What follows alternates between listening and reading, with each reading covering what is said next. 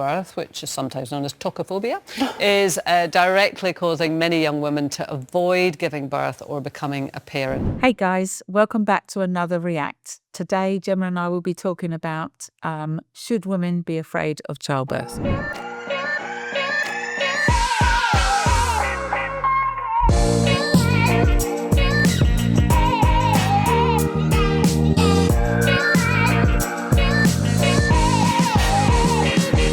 Before we dive in, please can you like, subscribe and ring that notification bell. Birth, which is sometimes known as tokophobia, is directly causing many young women to avoid giving birth or becoming a parent. Exposure to negative, graphic or traumatic birth stories from friends, family, social media are apparently just a few of the things behind it. I would imagine economics have probably got a lot to do with it for some people as well as whether you can afford to. But here we are, two fertile young ladies. Yes, here. very fertile. What's you thinking? Oops, she rearranges her hair over her breasts. Lovely. Thank you. No, false breast. I'm definitely not afraid, so I definitely wouldn't come under the phobia aspect at all. Right. I think I'm very aware of the realities. I sometimes worry that I'm maybe hyper aware of things that we maybe don't need to be shown in such graphic detail. It maybe in your generation, there's a fine line between having open conversations, and that's why social media is good, and going, by the way, this could happen, that could happen. But sometimes if I end up, my algorithm doesn't really serve me a lot of pregnancy content, I'll be honest. Yeah. But sometimes if it does, I end up watching some things that I'm like, whoa, like What sort of things what on do you TikTok see? Like and people stuff? will film they'll film pretty much their childbirth. Yeah. They'll walking around in postpartum, whatever their condition is. The realities of being with a newborn, and it can be obviously quite dark for some people, quite isolating, and you're getting kind of a snapshot because obviously at the end of the day, Instagram, TikTok is content. It's like people want to engage you, so sometimes Catch you in 3 and then seconds, sometimes it's it's hard then to not be a little bit like, oh, I don't know if I've got that in me. But I do have so many mum friends, so many of my friends are mums, and I see the reality, and I get the true reality. And they're like, look, there's hard days, but it's not all like that. So you've got perspective from them. 'Cause you don't get that on the social media. Like the balance of you might have, there's a day when it's awful, there's a day when it's amazing, but it's obviously when that child comes into the world, you love it more than anything ever. Like I love that can't even describe. Not always. Not always. Not which always. Is That's also the other scary. thing. It can take some real time. Because everything, your body, your hormones, everything can shift. So long. So even that we have to be careful of, don't we? Of like saying you will immediately have this rush of love. Yeah, I think childbirth is an event, isn't Yeah. it? And obviously there can be, some people have Anything difficult can birth. happen. But then you've got a lifetime. I mean, that's the bit to really look at. I have such an issue with this, I want a baby, or are you not going to have a baby? I'm like, but it is so much more than just a baby. It's like someone for life. You need to try and mould this human being to be, like a good part of society, and and to be a healthy, rounded person. It's a huge amount of And even when you've just responsibility. had one, you can't believe that you've been just given it, And it's then you've got yours. to keep it alive. Yeah. Are you It's even quite a thinking shock when you first in have this it. direction? I'm not asking you overly personal questions, but I mean, Just know none of you here are selling it to me. You can't drink for it's 9 your job, months. Nadia. You get cankles, allegedly. You should have seen my cankles. Were they big and My bold? Goodness, I looked like Dumbo. Yeah. This is quite sweet to listen to, Gemma, but people should be afraid of childbirth. And I think that if every woman knew what's involved at the point of childbirth and bringing a new tiny baby into the world and suddenly being this responsible person, there would be a lot more tokophobic patients than there already are. Yeah. But I think from an MSJ perspective, we work with intended parents that have to go down the route of surrogacy. And our job within the agency, and certainly my job as the clinical lead, is to make sure that they are eligible, because you can't just say, I want to do surrogacy. And a big part of many of our couples is that fear of pregnancy. And it is a real morbid fear. Tokophobia is something that, people have ended up having pregnancies that they've had to terminate. Much wanted child in their family setting, but the fear of that pregnancy and giving birth has ended them in terminations. Yeah. And that's horrific. So yes, we should be afraid, shouldn't we? Yeah. And I think as well, tokophobia is quite a difficult condition for a lot of people to really understand. It's something that a lot of people haven't heard of. And from a surrogate's perspective, it might take a little bit of education for them to really understand what does that mean for the intended mum and how has that impacted her life. It's not just a fear of pregnancy. You know, nobody particularly loves the idea of what you potentially have to go through to give birth. But it's understanding that it's so much deeper than just afraid of being pregnant and giving birth. It's a really deep-rooted condition that is hard to diagnose, but also really, really difficult to live with. Yeah, and when I'm certainly having clinical consults with couples that present because they have got the female partner has got this fear, and I have to delve in, and some of it can be really triggering. Yeah. And I'd say to them, so who's diagnosed this for you?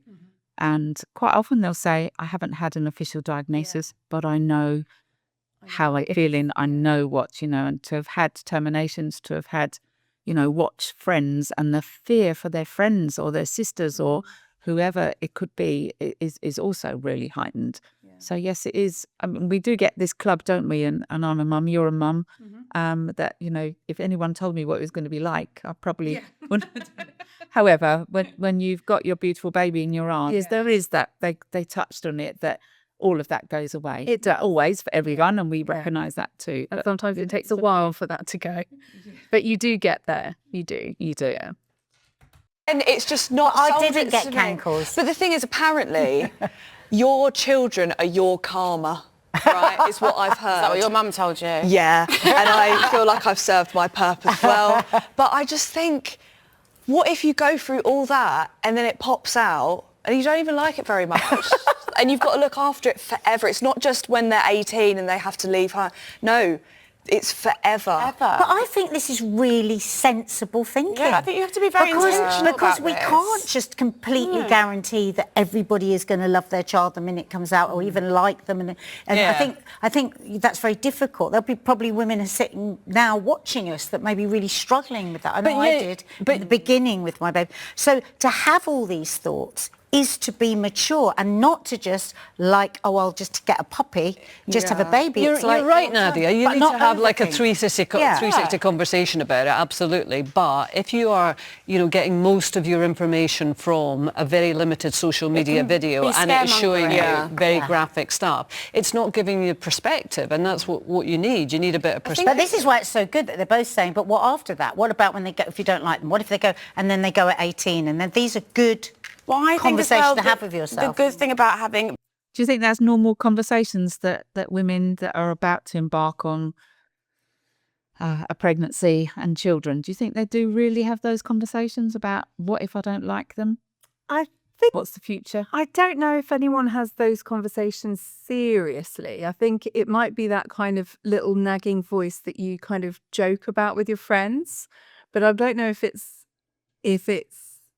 something that would be a real serious concern for people. Do you? No, and I think, I've worked in the fertility industry for 30 years, and that's my whole background now, is working with people that have an infertility issue. Obviously now I'm working within surrogacy, which is a completely different arm of fertility and a very, very different need.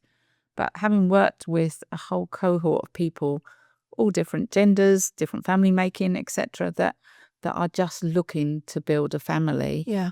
And this is now taking them down a fertility route, which is costly, is lengthy, is harmful, is all of the things that doesn't even necessarily have the end result of pregnancy and birth. Those people, whichever those couples are, sitting listening to this or saying, oh my God, you're so lucky that you have the choice to be able to get pregnant and to have a baby. What are you talking about? When that's been denied to us for whatever that reason is. So we have the complexities of whether we should even consider having pregnancy and giving birth, and then you have that whole infertile 1 in 7 couples that have an infertility problem. Yeah, that's huge. I mean, that's can you just hear those cogs and those people listening to this thinking, wow, why would you even consider that? Yeah, why would you even worry about that? But that, like I say, that's privilege of not having fertility challenges, that you kind of, your brain can spiral like that. But when you do, all of that's irrelevant because the focus is I want to have a family. I want to have my baby. And And we've got daughters. But what would you be saying to your daughter if she said to you, "Oh my God, Mum, the thought of me ever having a child makes me feel sick"? How do we support our own daughters? Yeah. I mean, I would want her to obviously make an informed choice about what she wants to do for her family. But if she's worried about the process of giving birth, I would want her to research that independently, not be led by what she's seeing on social media. I dread to think what it's going to be like when she's 5 at the moment. I dread to think what it's going to be like when she's old enough to actually engage with social media.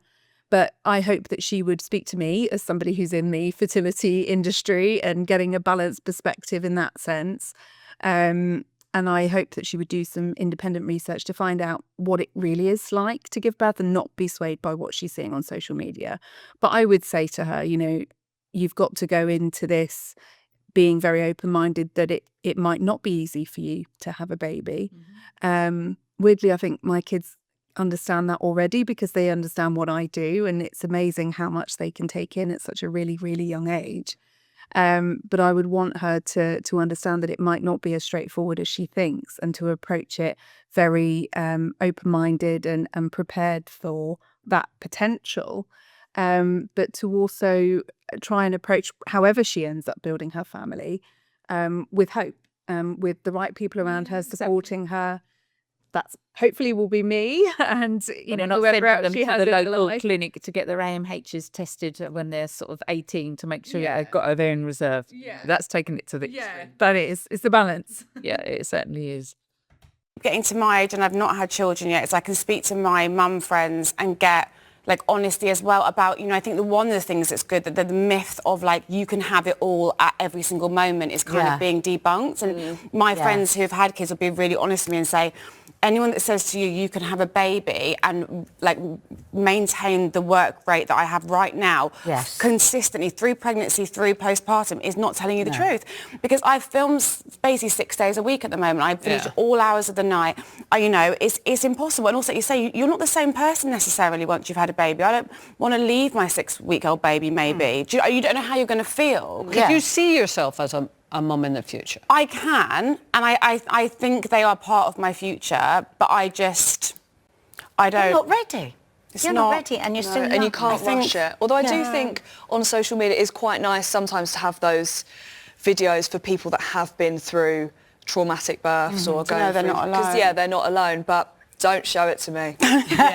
Well, I think that's an important thing. I remember Jenny Powell years ago saying to some of these women that she felt almost let down by women that hadn't told her just how tough it would be. Sides, and there's two sides. So what I tend to do is, if somebody asks me, a bit like when a child, I don't overshare. I'll keep answering the questions for as long as somebody asks me. And every birth is so different. You could just... I was just going to say that every birth is different, and when I'm talking to patients, etc., and trying to guide them through what this journey starts to look like, and particularly for us when we're talking about pregnancy and the risks around pregnancy and all that can happen, and all that the early complications, the miscarriages, the ectopic pregnancies, the failed implantations, all of those are real tricky points that our particular group of people need to navigate through. Absolutely. Because it isn't just that easy, and it isn't, they touched on it. I'd say I've met my partner, this is the person I want to build a family with, male, female, whoever that is, and this is the route that I have to take to get this baby at the end of the day. It's fraught with so many stumbling blocks. Woe beholder the couple that think, yep, we're going to have a baby, they have sex that first month and next month they're pregnant, and that's fantastic. Is that the reality? Is that what really happens day in, day out? Yeah. And I think particularly with surrogacy, there can be a perception that everything's going to work first time, everything's going to be really straightforward because we've got these embryos and they've been really highly graded and they've passed all the testing, and they're really strong embryos. That's what our clinic have told us. We've got a surrogate who is healthy and she's passed all the MSJ onboarding. We know that she's well prepared, well supported, all the things that we want a surrogate to be. She's proven fertility, or, we're very sure that she's going to be a very safe candidate to be a surrogate. Of course, it's all going to happen first time. And I think it can be the small delays along the way and the like you mentioned, the implantations that don't go to plan, early losses that people don't necessarily think might happen in a surrogacy journey. And it's our job to try to prepare our intended parents and our surrogates as much as possible to just have that little pinch of reality to know that this could go brilliantly. It could, and that's what we all hope. We want everything to go smoothly. But there is, even with surrogacy and, in a very sort of controlled environment to a degree, that there is the potential for complications and disappointments along the way. And you've really got to try and emotionally prepare for that as much as you can in these circumstances. So, yeah. Pop It's it like getting the shelling balance peas, right, or though, isn't it? Yeah. I mean, we had this conversation when we were at the stage of having kids. How much information do you want? And I don't know, if you're only sort of seeing really graphic stuff from social media, then I don't think that is a particularly good balance. I mean, I had elective cesareans because of some weird thing going on with my anatomy. Well, the first one was an emergency, and the next one was elective. But also as and well, it was like fine. the It was fine. misogyny around having to justify what method of bringing your child into the world you use, like the way people undermine that is crazy. But that's kind of like everything with women. Yeah, I hate that when people talk quite negatively about cesareans. Yeah. And there's almost that perception that it's the easy way out. And it isn't. Okay. not easy. It's major surgery that actually generally carries a lot more risk than a straightforward vaginal birth. Obviously, there's no guarantees either way, but the perception that is the easy route really grinds my gears because. And do you think it should be a woman's choice and not a clinician's choice? I think it's a bit of a balance. I think it's always important to take medical advice, but ultimately you need to have body autonomy and you need to do what is going to be right for you, whether you're giving birth yourself, whether you're a surrogate, to listen to the advice and take that on. But I think you need to have the autonomy to choose what's going to be right for me, because the way that you give birth can have an impact on especially those early months and years of being a parent. And I think it's really important that if you go into that feeling that you've had some sort of choice in what's happening, will set you up well, even if things do go a little bit pear-shaped along the way. Yeah, I fully agree. I think women should be the autonomous one in that. Absolutely. Like you rightly say, sometimes we have to have emergency cesarean sections for whatever clinical reason is happening at that point. But if you're in control as the woman giving birth, then your outcome is going to be so much better. If that control is taken away from you and you don't have the right support or the infrastructure around you, then, as you quite rightly say, that negative impact could really sit with you for the rest of your life. Yeah, and prevent you even thinking about another child in the future. Absolutely. And for our surrogates, if they have that negative experience, the thought of them ever doing that again for another couple would be just abhorrent to them. So, we do need to be really mindful. Isn't it? Whatever you do, there's going to be some people that, I've had a lot, because I had mine at home, and there were, that I had a lot of people saying to me, "Are you mad? God, it's so dangerous." And then vice versa. Was it on purpose? It was on purpose. On purpose. Twice. I didn't even have a gin and tonic. No! You just raw dogged. I raw dogged it, baby. And the second time I didn't have a midwife until last. I take it you wouldn't be raw dogging. No, I will be. Look, we had this interesting conversation earlier. Like, even if you have the Rolls Royce of births, the reality of giving birth is so animalistic. It doesn't matter where you do it. Have you done a shopping list, ever, on how you I was with my gynaecologist a couple of years ago, and we were talking about fertility, and I said, let's just price it up then. If I want the big room at the Portland or the rest of what we're talking. It's not cheap, girls. It's not cheap. And at the end of the day, you're an animal. At the end of the day, I'd rather get a new 4x4, to be honest. Are you and Ella on the same page, by the way? I think now, at this point in time, we like to give kids back, and we like to just be able to go on holiday when we want and have a peaceful holiday and go to a pub when she's off season and stay there all night. Like, I think that's great. But maybe in the future... Who's off season? Ella. That sounded like a dog, didn't it? Oh, football season. Yeah. Not fertility. Sorry. She's not sporty. No, I should have actually explained that. Yeah. Did you actually not know that? Was there a butt coming? But So jokes aside, should we be afraid of childbirth? Perhaps not, because it is the most wonderful, beautiful thing that can happen in a couple that want to embrace and create a family. Are there issues, concerns that could make that not such a beautiful experience? Yes, of course they are. Yeah. Go in with your eyes wide open, have full understanding. Take on board what they're saying quite glibly about social media and looking at the horrific, giving birth and screaming and hollering and blood everywhere.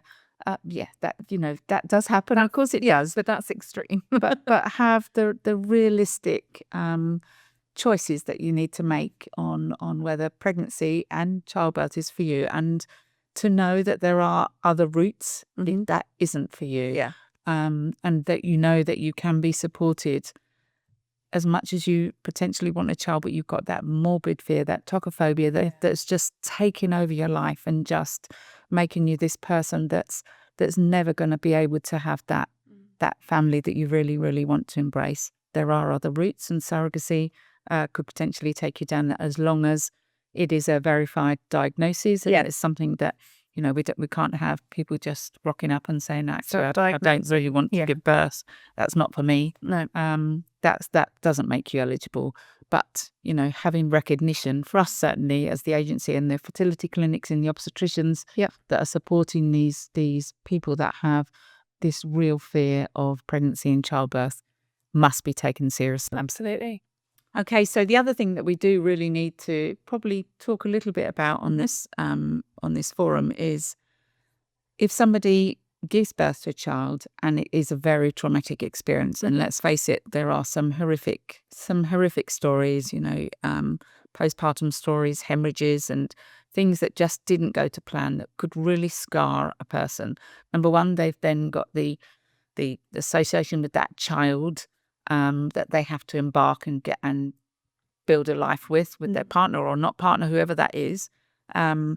But if they think then 2 years down the line, and that's a slightly distant memory now, and they're in a relationship and their partner says, do you think we should have a second child so that we've got siblings? How is that woman going to be feeling? Oh, yeah, probably. I think it would be very natural for her to have an immense amount of fear, the worry that it will happen again or something similar will happen again, particularly if that birth happened, assuming everything was straightforward pregnancy, nice and healthy, no indications that there were, anything was going to happen at the time. It can be a really, really difficult decision for a woman to make, to imagine going through that again, because having that insight into something that can go horrifically wrong and how that can leave a lasting impact both physically and emotionally. But also the partners, because the partners are witnessing it. As much as sometimes the woman giving birth may not be fully au fait with in that moment what's happening, knowing that all the drama and the support, the medical stuff that's going on around them. But the partner's witnessing that. Yeah. And the partner could have the real fear. Yes, absolutely. And it could be the one that... The fear of fear. We've had couples where the partner has said, I might ask us, have you had any psychological or mental health diagnoses? And the partner will say, well, I was diagnosed with anxiety after our last pregnancy. Okay, then you start to realise that this is a couple thing, and it is, not just the woman who's giving birth, but also the partner, and or family, close people to that couple, and just say, why would you even consider doing this again?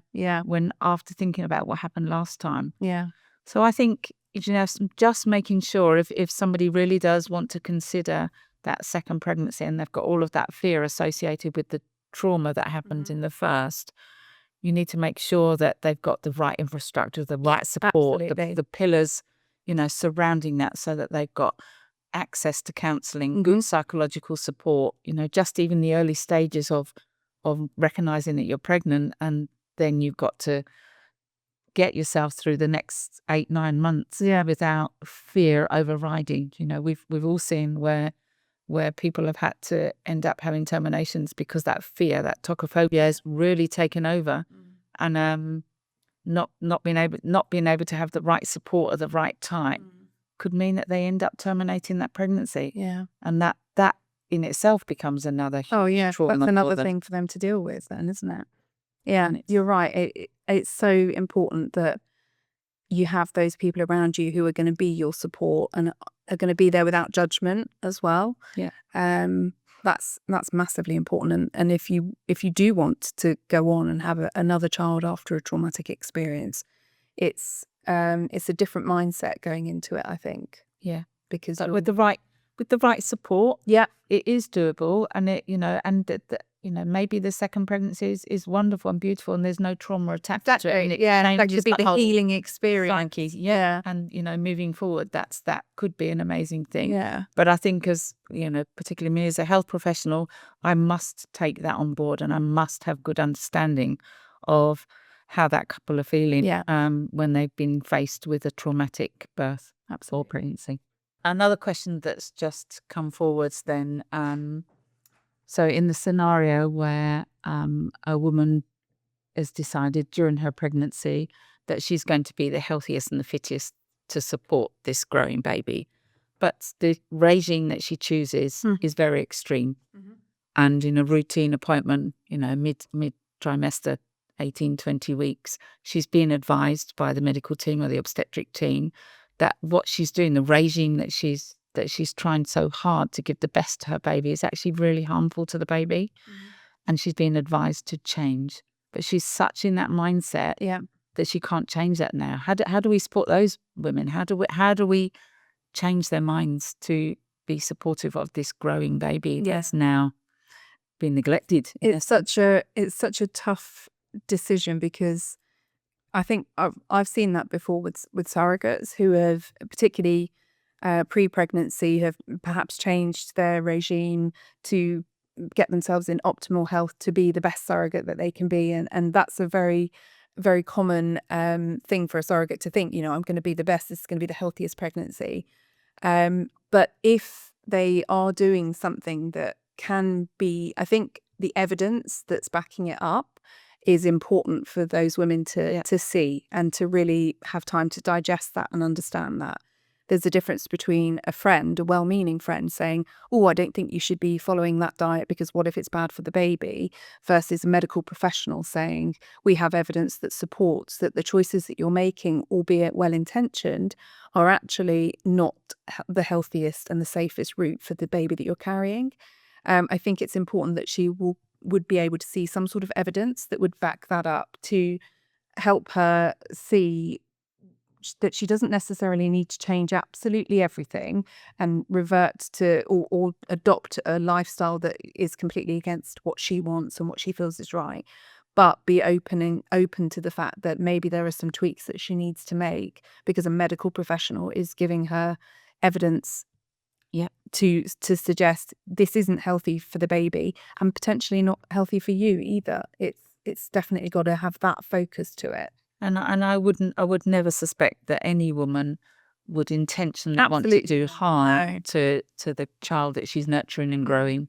You always want, and as you said, with the best intentions, she's making choices in a regime that's become so extreme that it is now potentially doing harm to herself, not just the baby. But like you rightly say, if the evidence there is suggesting that you need to make some changes, you really need to take those seriously and make sure that you're doing the best for this baby that you're growing, so that you don't end up with the complications or the traumas later on down when you're giving birth, or complications that could occur at any point.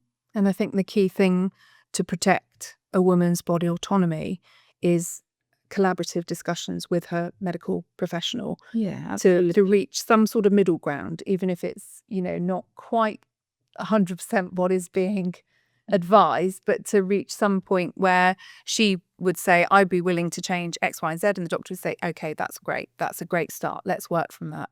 I can remember in my second pregnancy and going along at 23 weeks pregnant, and I know that I'd lost weight, and it was through no fault. It was just one of those complications of pregnancy that can happen. and a midwife being really gruff with me and saying, "Are you dieting?" And I said, "No, absolutely not. And I'm really struggling. I wasn't vomiting. I just wasn't putting on weight. And I'd lost a significant amount of weight since my last appointment." And she was so gruff with me. She left, I left that appointment in tears thinking that I was now harming my baby. So, that's the flip coin that, the medical professional is accusing me of neglecting my baby, which I absolutely was not doing intentionally. And it was just that the foods that I was eating I wasn't tolerating, and I was losing weight, and just, it all worked out beautiful in the end. But my baby was a little bit lower weight than he should have been. Yeah. But through no fault of my own. But it was, getting the right medical advice at the right time is really key. Definitely. This is a very nuanced topic, and the opinions that we both have during this talk are our own. Every pregnancy and childbirth is completely unique, and it's every woman's autonomous decision about whether they should or shouldn't be getting pregnant.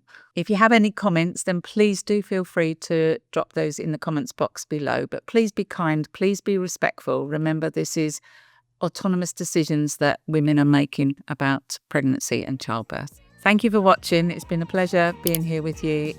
Please like, subscribe, and ring that notification bell, and we'll see you next time.